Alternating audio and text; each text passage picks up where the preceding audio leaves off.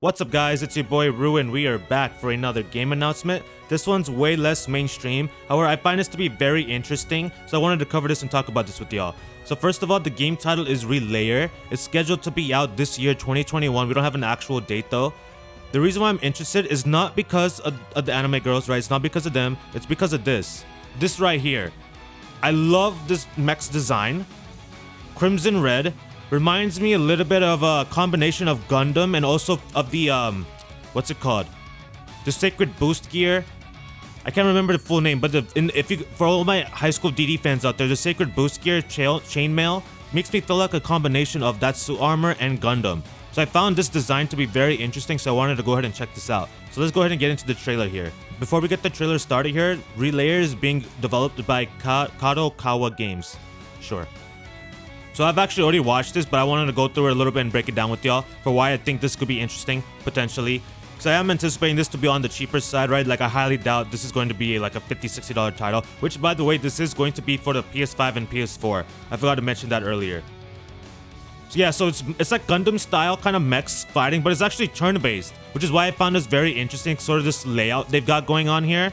So if you go back real quick, so I'm assuming these are kind of like, you have people in here piloting these, or either remote control, but I would much rather it be like the people are actually inside the bots. So this right here is what we're basically going to spend most of the combat in. So it's turn-based, a nice interesting layout. It's almost like a this layout kind of reminds me in Fire Emblem Three Houses, in the sense that we'll be controlling characters and moving them along the map, and they'll have various like abilities and skills, possibly items, drop-down menus, things like that we saw in that game. So it does give me a slightly, like visually wise, it made me think of Fire Emblem Three Houses. This display looks super dope. I love the little I don't know, I can't think of the word I want to call it, but I love how they add the character design right here, little snapshot. So I'm thinking, based off the fact that there's different icons here of weapons, I'm thinking that each bot will have a different sort of weapon type in a different category with different individualized skills and things of that nature. So that's something I look forward to seeing more of for sure. Click this top little thing right here. We get to see the enemy that they're going to target, and then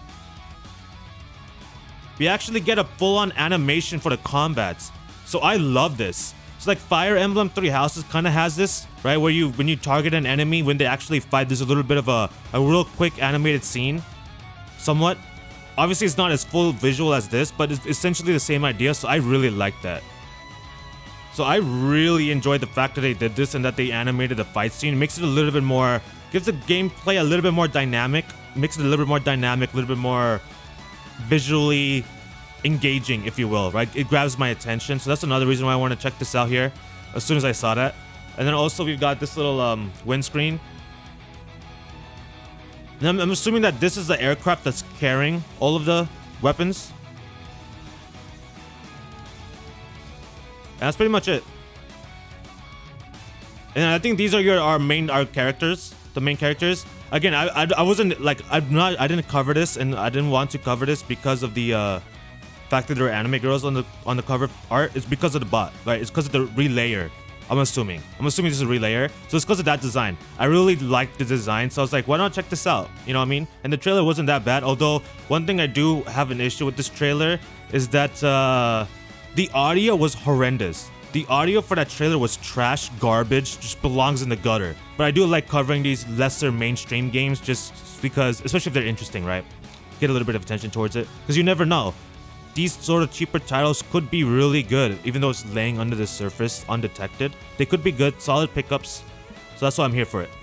Anyways, y'all, that's the video. Thank you guys for watching. I hope y'all enjoyed it. Have a great day, and I will see you all in the next one.